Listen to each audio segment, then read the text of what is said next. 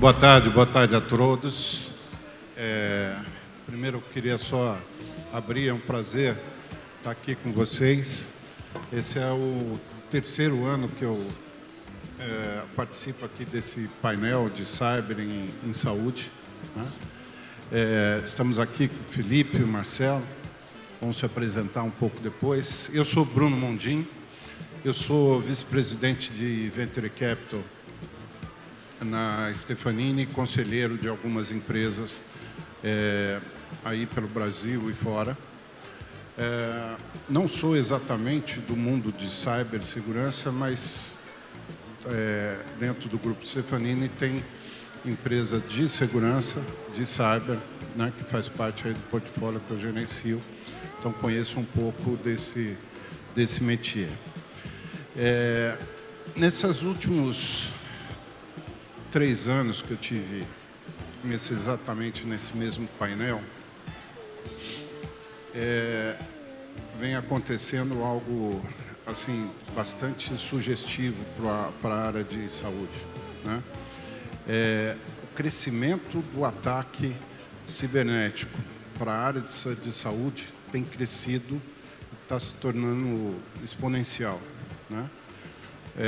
Nos últimos 3 anos, basicamente, o setor de saúde, dentro da indústria de saúde no mundo, está entre os 3 mais atacados no mundo. Então, basicamente, setor financeiro, bens de consumo e saúde. Você tem algumas pesquisas mais recentes, estava olhando uma pesquisa da Pricewaterhouse, né, da PwC, que coloca, inclusive, o setor de saúde como primeiro, como alvo de ataques cibernéticos no mundo, né? Então, realmente é algo preocupante. E a taxa de crescimento aí, ela vem de 50%, 60%, 70%. O número de ataques está aumentando no setor de saúde, né? Isso é global, isso é mundial.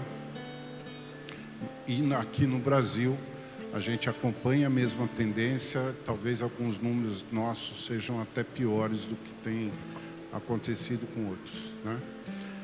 Isso é muito grave, isso é bastante relevante, porque nós estamos falando, não é um risco financeiro, não é um risco vamos dizer, de receita ou o que seja. Nós estamos falando de riscos de vida, né? Nós temos alguns casos que vêm acontecendo, né? Assim, que você para o atendimento, você deixa os profissionais de saúde às cegas, sem acesso a um exame, sem acesso a dados do paciente, e isso prejudica a vida. Essa é a parte mais difícil quando se está falando de cyber e riscos de cyber no setor de saúde, né? Entrando um pouquinho mais no detalhe, hoje o grande vilão do setor é o ransomware, né? Que basicamente é quando o atacante entra dentro da organização, dentro da empresa, né?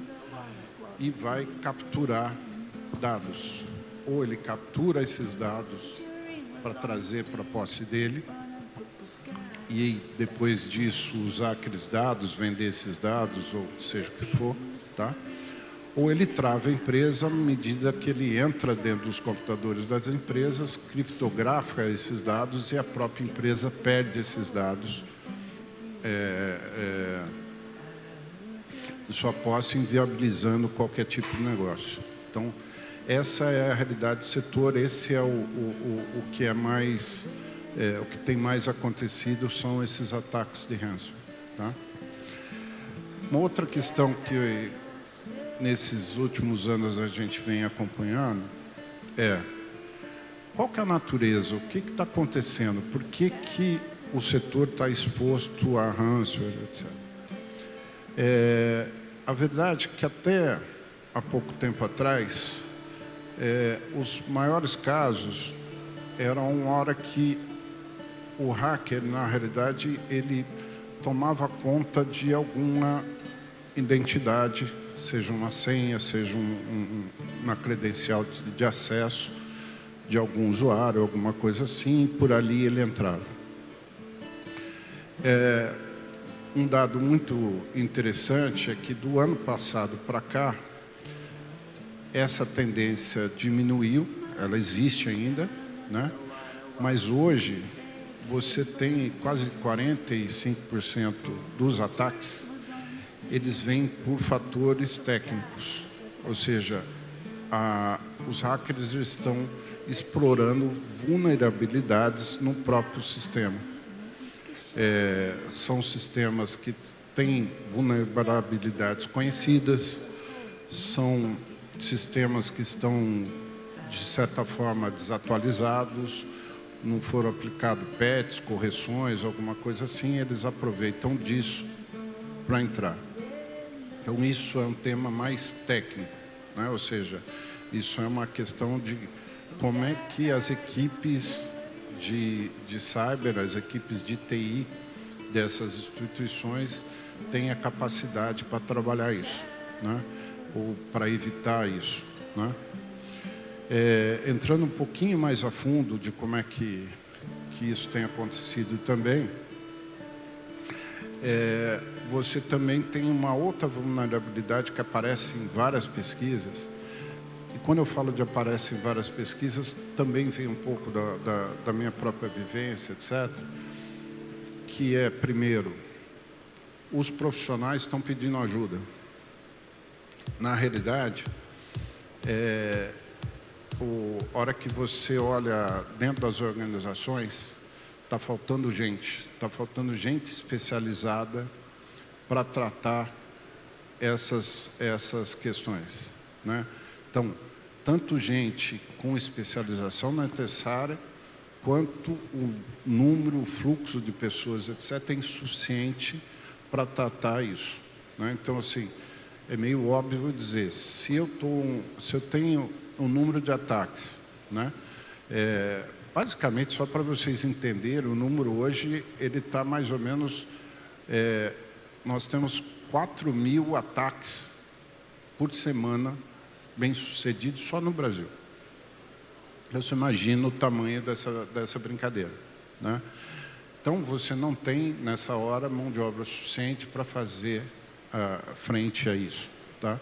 Basicamente, essa é uma das realidades que nós temos hoje, ok? Não vou me alongar, isso aqui basicamente era só uma introdução, só para realmente dar esse dado, né? Ou seja, de como é que um setor e os ataques estão acontecendo cada vez mais, enquanto isso pode afetar aí a saúde das pessoas, né? Nós estamos lidando com vidas nesse período aí de cyber, ok? Para não alongar muito, porque depois a gente vai ficar rodando aqui, etc., vou passar aqui para o Felipe, né? Para dar um pouquinho também de contribuição dentro desse cenário, né? Primeiro, se concorda um pouco com esse cenário, né? E um pouco aí a sua experiência em cima disso também, eu acho que é legal. Não, excelente. Bom, obrigado, Bruno. Prazer a todos. Meu nome é Felipe Galofaro, sou um dos fundadores da Elytron. A Elytron é uma empresa de consultoria em cyber ali, né? A gente se posiciona um pouco diferente no mercado, que a gente se coloca como uma consultoria contra crimes digitais, né? Então, em vez de eu falar só de cyber ou falar de fraude, eu falo de crime digital. Como que eu protejo, né, os meus clientes para garantir que nenhum criminoso, de alguma forma, tire uma vantagem sobre eles. E eu acho que é interessante que você falou da questão do aumento dos ataques, porque, assim, no final do dia, cyber é uma questão de física, né? Quanto mais a gente investe do nosso lado, se o do outro lado investir mais, ele vai sair na nossa frente, ele vai causar o prejuízo que ele quer ali. O setor de saúde, ele vem sendo um alvo, de fato, muito visado agora pelos criminosos, né? Obviamente, o setor financeiro é um setor que sempre foi visado, né? Desde os primórdios ali, porque a matéria-prima é dinheiro, né? E no final do dia o que o criminoso quer não é mais a pichação digital, né? Porque antes existia isso, né? O criminoso ele hackeava, né, em uma empresa ali para falar que conseguiu e ver matéria lá citando o codinome dele, né? Mas hoje o que ele quer é dinheiro no bolso no final do dia, e ele vai onde está mais fácil. O sistema financeiro, ele vem investindo muito em cibersegurança nos últimos tempos, ele evolui muito, porque assim, cyber não existe bala de prata. Não adianta a gente achar que tem alguma coisa que vai resolver o problema. É uma construção, são camadas, e isso leva tempo, né? E os bancos vêm fazendo isso há muito tempo, levam muito a sério, porque no final do dia eles perdem muito dinheiro com isso, né? Então eles de fato levam muito a sério isso. E a gente vem acompanhando que o mercado da saúde, obviamente, ele leva esse assunto a sério, mas talvez aquém do que deveria, né? Como o Bruno comentou, e no sistema financeiro você perde dinheiro, no mercado da saúde você perde vida, né? Eu acho que ainda não, entre aspas, não caiu a ficha das pessoas para isso. E assim, é uma coisa que eu vejo, eu fico preocupado, porque, como eu falei, cyber é uma questão de tempo, não adianta, não tem nada que você possa fazer que vai te deixar muito mais seguro amanhã, né? É uma jornada, isso leva tempo. E se a gente não começar, de fato, discutindo conseguir levar essa preocupação para os gestores ali da companhia, né, e etc., eu vejo que assim, vai dar um problema muito grave no futuro, né? Já tem dado, né? Enfim, já teve a primeira morte relacionada a um caso de um ataque cibernético, enfim, toda hora acontece ataque aí no setor, etc. Mas eu vejo que coisas que a gente não imagina que podem acontecer, provavelmente vão acontecer num espaço curto de tempo, né? Aconteceu agora, nesses últimos meses, no mercado financeiro, né? Teve uma fraude que desviaram R$1 bilhão em um único ataque, né? E esses ataques não acontecem da noite para o dia, né? O criminoso passa muito tempo estudando ali o ambiente. Hoje, para vocês terem uma ideia, o tempo que o criminoso passa em média, né, para executar o ataque é de 8 meses. Então, ou seja, ele entrou no ambiente da empresa, ele comprometeu o ambiente, 8 meses depois que a gente fica sabendo que a gente teve um problema ali, né? Eu faço uma analogia, é como na Casa de Papel, né? O dia que a galera saiu lá saiu a matéria que eles entraram de fato lá na Casa da Moeda, quantos meses, talvez anos antes, eles já estavam estudando tudo, né, sobre o ambiente. E no mundo digital não é diferente. Então, assim, eu infelizmente prevejo que num espaço curto de tempo a gente vai ter grandes ataques acontecendo aí, porque de fato eu vejo que o setor de saúde ele não está acompanhando do ponto de vista de cibersegurança o que ele deveria, né? Ele não está dando de fato a real importância para o tema. E é isso, o criminoso ele vem investindo muito do outro lado, ele está usando inteligência artificial. Existe um estudo que diz que até 2026, até o final de 2026, 95% dos ataques, né, vão utilizar inteligência artificial.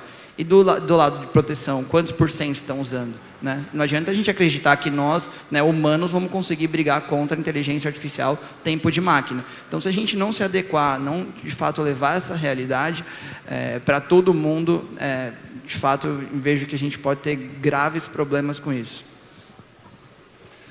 Legal, Felipe. Complementando um pouquinho, qual que é o motivador desse hacker? Não, o Felipe colocou, né? Ou seja, ele quer maximizar, ele quer quanto mais dinheiro ele ganhar, por isso que ele vai em cima, né? Por que hoje o dado de saúde ele é mais valioso do que um número de cartão de crédito hackeado? Ele vale mais, tá?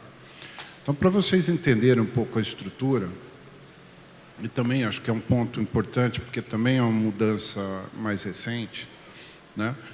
Quando o cara faz um ataque de ransomware, o que ele faz? Ele faz um sequestro de dados, né? Criptografa a empresa e tal, e ele pede e ele pede um prêmio, né? Ou seja, um resgate para fazer isso, né? Para você ter uma ideia, 50% das empresas atacadas pagavam o resgate, tá? Média de 3 milhões de dólares o custo para você trazer a sua empresa de volta, ok? Primeiro, mesmo pagando, o cara não recebe de volta, tá? Mais de 60% das vezes ele paga e não recebe. O outro lado não tem a contrapartida, ok? Então isso eu acho que é importante para entender. Você não está, tá bom, eu vou botar 3 milhões de dólares, tenho meu dado de volta. Não acontece em 60% dos casos. Outro dado interessante é o seguinte: quem mais paga, né, para o hacker dos mercados é o setor de saúde. Financeiro, por exemplo, paga muito pouco, etc. E aí o que aconteceu mais recente, né? O setor de saúde parou de pagar tanto pelos esses dados, né? Então, assim, hoje muito menos empresas pagam, né? Que poderia significar que, não, agora o setor está um pouco mais seguro, então eu tenho menos desembolsos, né, com isso, etc. Mas, na realidade, não. Porque o hacker, ele não tem só essa fonte de renda. Ele pediu o resgate e trazer, ok? Ele tem uma outra fonte de renda que está se tornando cada vez mais lucrativa para ele. Ele rouba o dado, porque o dado de saúde é extremamente sensível, você tem tudo da pessoa, e vai vender esse dado no mercado. E, às vezes, ele está se tornando muito mais lucrativo do que voltar. Uma terceira fonte de renda é a hora que ele começa a trabalhar a extorsão. Você pegou dados sensíveis de uma empresa de saúde, ok? Se esses dados forem expostos, você tem um risco enorme, não só de imagem, mas você tem uma outra coisa que vem nessa coisa, que é a tal da LGPD. Ou seja, ele está exposto a tomar multa, um prejuízo financeiro, etc. e tal. Essa é uma terceira. A extorsão também é uma terceira fonte de renda. Então, repare que, assim, embora as empresas tenham pago menos de resgate, mas o bolo do que está indo para os hackers é muito maior. Não, e só para o escopo é maior, né? O escopo é maior. É isso aí. Não, e só para trazer um exemplo prático disso que você falou, Bruno, eu vi um caso que o criminoso ele foi lá, ele colocou um ransomware, né? Ele criptografou todos os dados de uma clínica de psiquiatria, e aí enfim, o pessoal lá da clínica falou: não vou pagar o resgate pelos dados, eu vou perder os dados aqui do meu paciente, o backup tinha sido criptografado junto. Aí o criminoso falou: tá, tudo bem, mas eu tenho os seus dados, então se você não me pagar, eu vou vazar esses dados, segundo a extorsão. Ele falou: não vou te pagar, você pode vazar meus dados. Aí ele foi na terceira linha de extorsão, ele foi nos clientes, falou: tô com o seu laudo de psiquiatria aqui, você quer que eu vaze esses dados ou você quer me pagar por isso? Não, Exato. Não, interessante. Bom, me apresentando aqui, eu sou o Marcelo Borges, sou um dos fundadores e sou CEO da WiseCare Tecnologia. E interessante aqui, a gente estava conversando antes, né? A origem da WiseCare foi construir uma API não minerável de videoconferência, né, segura, né? Isso foi através de um GT da Rede Nacional de Pesquisa, uma parceria entre a Unifesp de São Paulo e o Laboratório de Vídeo da Federal da Paraíba, que é uma referência mundial, participou da construção do padrão de TV digital no Brasil, é da onde também surgiu o Velibras. E qual era a tese, né, da construção da WiseCare? Partir de uma célula máter, uma API de vídeo seguro, não minerável, que pudesse ajudar na construção dessa segurança no nascente, na época, mercado de telesaúde. Era chamado de telesaúde, isso bem antes da lei da telesaúde, no final de 2022, né, que deixa claro que as práticas hoje nós chamamos de telemedicina ou saúde digital, são práticas que têm que ser aderentes, né, compatíveis com o LGPD. Isso é responsabilidade de todo mundo que está hoje começando a praticar saúde digital ou telemedicina. Tem que ter consciência que a inclusão de ferramentas que não aderam à LGPD é um risco, é quase que um cavalo de Troia que você está colocando dentro do seu processo. E os processos de saúde são extremamente complexos, né? Eles são processos econômicos complexos, muito amplos no espectro, é um espectro muito amplo, por isso que o ransomware não é mais tão específico, porque não precisa. Tem 3 camadas ali de extorsão, que agora ele acabou de colocar, né? Enfim, então, o que a gente veio aqui? A gente veio contribuir com essa construção de segurança, né? A gente tem origem nessa tese de segurança e a partir dessa BIA a gente construiu, somos white label, né? Não tem um produto da WiseCare, nós estamos sempre inseridos dentro dos produtos, dos serviços dos nossos clientes e parceiros, né? Dando um exemplo, a plataforma V4H da RNP, Video for Health, é uma construção, é uma manutenção, é um desenvolvimento e é uma evolução da WiseCare, né? Contratada pela RNP, obviamente, e tem vários outros exemplos nossos aí no mercado, e como nós somos white label, a gente não aparece muito, o que faz parte até de estar dentro dessa construção de segurança, né? Até recentemente, até trouxe aqui uma apresentação depois, se puderem abrir, a gente fez uma divisão dentro da empresa, né, por ter essa raiz em segurança, de pesquisa em tecnologias quânticas, né, com pesquisadores de 2 federais, e essa empresa foi aberta, né, há pouco tempo, nesse ano, e a gente conseguiu construir a primeira prova de conceito de criptografia pós-quântica num documento médico. É uma prova de conceito, mas já está num formato automático e parametrizado, quer dizer, podendo ser usada como um serviço, é um high de preocupação com segurança, fala com a essência da empresa e fala, mas eu acho que mais ainda, acho que o Bruno e o Felipe colocaram muito bem, a segurança de dados parte da prática, parte do costume. É uma atividade diária, né? É uma atividade diária. É isso aí, com certeza. É uma evolução, né? E assim, é uma questão de maturidade também. E aí eu sempre falo, né? Eu não gosto de ser cavaleiro do apocalipse, mas assim, todo mundo que está aqui, se já não passou, vai passar por uma experiência de um ataque cibernético. E eu estava conversando outro dia com o Bruno, que é um brasileiro, mas hoje ele está no sistema de defesa da Interpol, lá na França.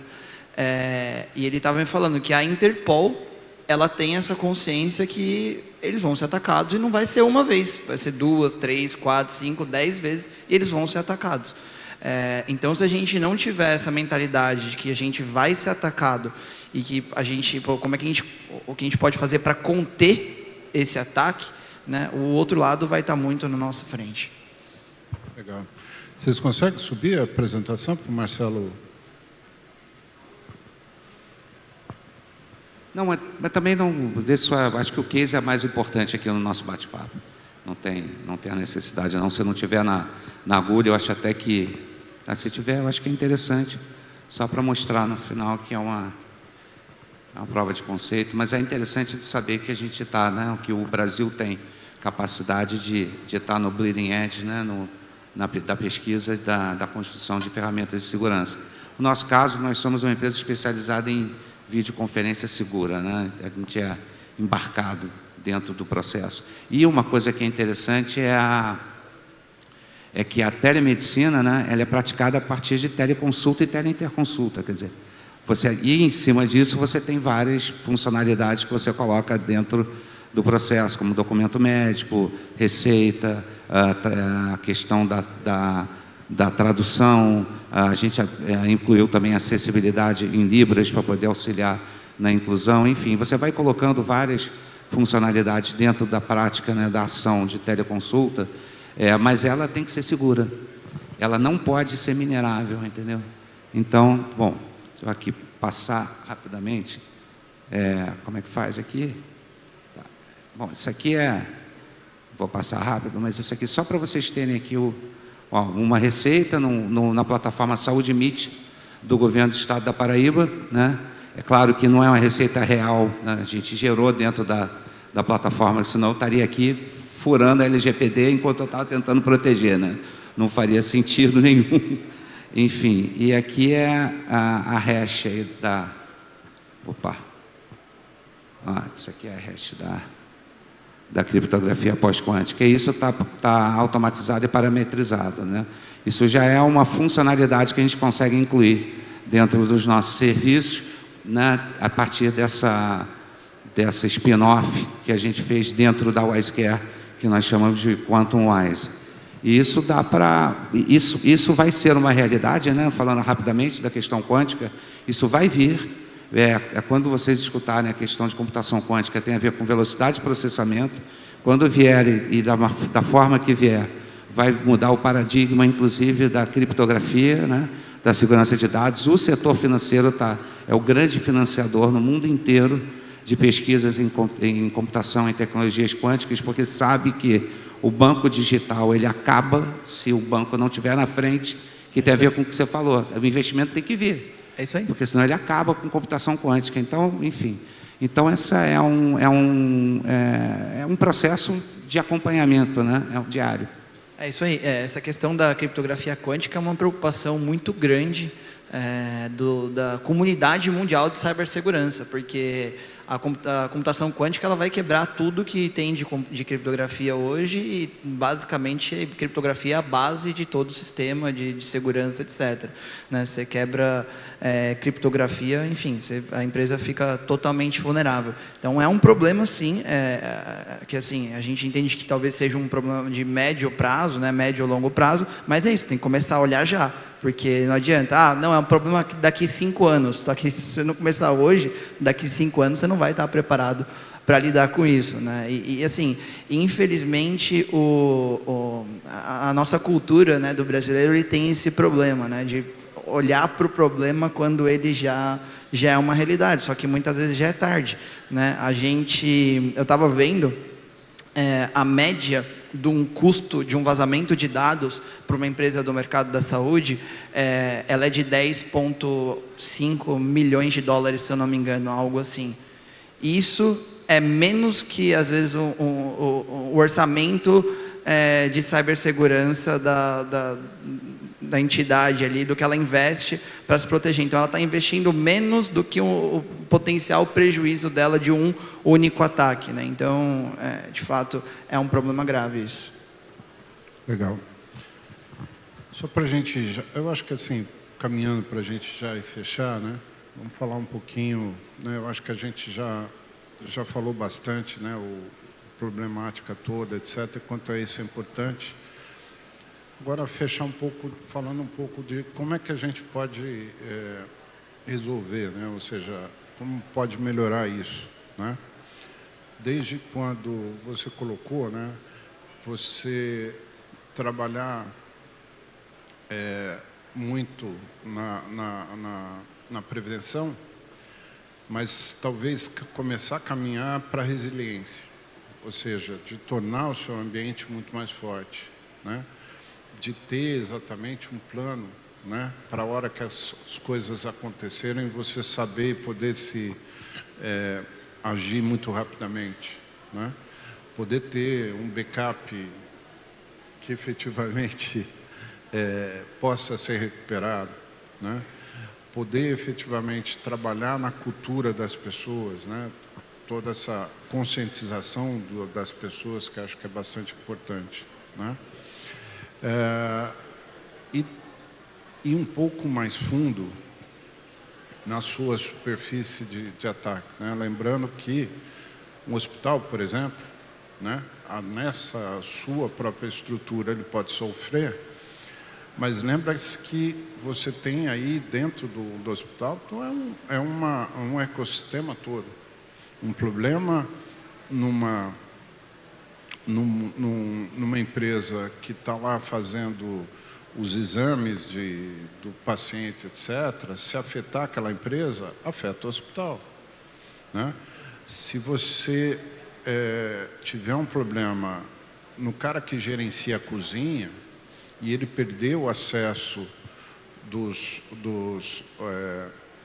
de todos os pacientes, é um baita problema, né? Você vai estar dando comida errada para diabético, ou o que seja, etc. Então, só para fechar, eu acho que as dicas aí nesse sentido de como é que se prevenir melhor aí. Perfeito. Bom, agradecendo aqui o convite, né, conhecê-los também, um prazer. Vamos conversar bastante depois nessa construção de ecossistema. Acho que, pelo que eu venho conversando com os nossos clientes, parceiros, nos canais também que a gente está inserido, a saúde digital ela está num momento de curva J, né? Começando uma curva J. Eu tenho uma experiência empresarial anterior de ter trabalhado na construção de uma empresa que teve uma certa relevância em EAD, ensino à distância, e eu percebi que em determinado momento você tinha o costume dos professores, o entendimento que a tecnologia vinha ajudar com os prós e contras, mas que era uma coisa aderente e que aumentaria a potência da educação. E quando pegou naquela curva J, é aquela curva que faz assim no gráfico, né, que faz um formato de J. A percepção que eu tenho com essa experiência de EAD é que a gente está começando a triscar o comecinho da curva J, e aí na hora que começar a acelerar, é muito importante vocês estarem com ferramentas seguras, porque depois aumenta muito o escopo e vocês não vão conseguir segurar se tiver com partes do processo com riscos de segurança de dados. É isso aí, segurança é um ecossistema, né? E aí é aquilo, né? Qualquer ferramenta que você coloca ali no ambiente que é vulnerável, você torna o ambiente inteiro vulnerável, né? Por isso a importância de você ter boas ferramentas para não deixar exposto, né? E eu acho que, só para finalizar aqui do nosso lado também, acho que assim, é importante a consciência que cibersegurança não é um problema de quem é de cibersegurança, é um problema de todos. Né? Acho que todos têm que ter essa consciência que, porque assim, no final do dia é um ecossistema, uma corrente. Qualquer elo que se quebre, você vai prejudicar a organização, né? E o assunto de cibersegurança, apesar dele ser legal de ser discutido, é um assunto que junto com o IA aí virou na moda, né? Mas ele é legal de ser discutido nos primeiros 5 minutos. Depois, quando você vive isso todos os dias, vira um assunto chato. Eu brinco, a gente é como se fosse os goleiros. A nossa obrigação é defender. Se a gente tomou um gol, a gente errou. Se a gente defendeu, a gente fez nossa obrigação. Então é um assunto chato, que é difícil você levar para conselho, é difícil você levar para o CEO, para o CFO, para os outros C-levels ali da companhia, eles de fato engajarem isso. Então, é um trabalho que todo mundo na organização tem que estar engajado, tem que estar aware, tem que apoiar, porque senão a gente de fato vai estar muito atrás, né? Nós no papel ali como consultoria, e até as próprias pessoas de segurança mesmo dentro da organização, né? O CISO, que é o diretor de segurança, ou um gerente de segurança, ele não tem o espaço, a voz necessária da organização, né? E se todas as outras áreas não colaborarem, aquilo vai ficar para trás, né? O assunto de cibersegurança, numa reunião de conselho, normalmente é a primeira pauta a cair, né? A gente não pode deixar que isso aconteça, porque senão todo mundo vai pagar o preço lá na frente, e aqui a gente não está falando de dinheiro, a gente está falando de vida. Eu posso dar o testemunho, né? Eu falei que eu sou conselheiro de empresas. Primeiro, eu não sou conselheiro de empresas só de tecnologia, eu sou conselheiro de empresas também fora do ramo de tecnologia, né? E por que eu fui convidado? Porque, basicamente, dos assuntos de conselho, né, nesses últimos anos, tem aparecido muito mais, né, 2 temas, né? Cibersegurança. É um tema que está sempre ali, é um risco, é um assunto árduo, não é fácil para o conselho normalmente entender isso, né? Então, do aspecto técnico é difícil.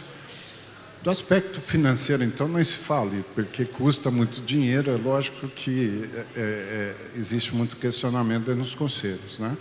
E o segundo tema que tem aparecido também, que também tem mais ou menos a mesma característica, que é exatamente a inteligência artificial, né? Também um tema difícil de entender e também que custa também bastante dinheiro. Então, mas esses temas estão na pauta aí da maioria das empresas, até porque gente, não sei se eu falei antes, etc., mas assim,